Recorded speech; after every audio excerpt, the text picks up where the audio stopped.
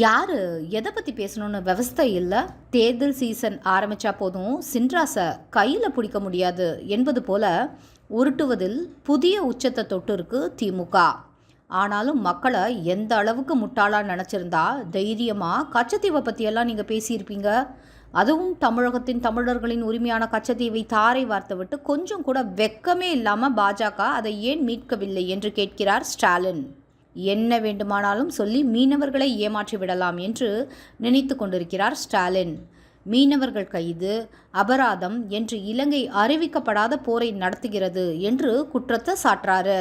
பாஜகவை குற்றம் சாட்டுவதாக நினைத்து கொண்டு பாஜகவுக்கு ஆதரவான பிரச்சாரத்தை செய்கிறாரு ஸ்டாலின்.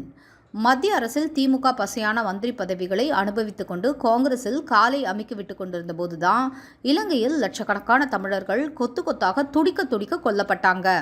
சரி, மீனவர்கள் விஷயத்துக்கே வருவோம். தமிழர் விரோத காங்கிரஸ் ஆட்சியில் திமுக அமைச்சரவை சுகங்களை அனுபவித்துக் கொண்டிருந்த போது ஸ்டாலினின் தந்தை கருணாநிதி தமிழக மீனவர்களின் உயிரை காப்பாற்ற வேண்டும் என்று கடிதம் எழுதி கெஞ்சிக் கொண்டிருந்ததெல்லாம் மறந்துவிட்டதா? காங்கிரஸ் ஆட்சியில் இலங்கை நம் மீனவர்களை விலங்குகளைப் போல வேட்டையாடி கொண்டிருந்தது.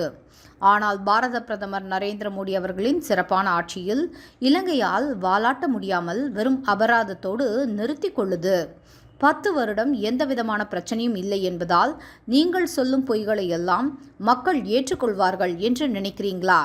இந்திய மீனவர்களுக்கு பாரத பிரதமர் நரேந்திர மோடி அவர்களின் ஆட்சியைப் போல ஒரு பாதுகாப்பான ஆட்சியை யாராலும் கொடுக்க முடியாது. பிரதமர் மோடி வாய் திறக்காமல் இருக்கிறார் என்று கூறுகிறார் ஸ்டாலின். கச்சத்தீவை தாரை வார்க்கும்போது வாயை மூடிக்கொண்டிருந்த நீங்கள், இனப்படுகொலை நடக்கும்போது பதவிக்காக போராடி கொண்டிருந்த நீங்கள், மீனவர்களை காக்க குருவி போல இலங்கை படையினர் சுட்டு கொண்டிருந்த போது எந்தவித அழுத்தமும் கொடுக்காத நீங்கள் பிரதமர் மோடியை பற்றி பேசுவதற்கு உங்களுக்கு என்ன அருகதை இருக்கு?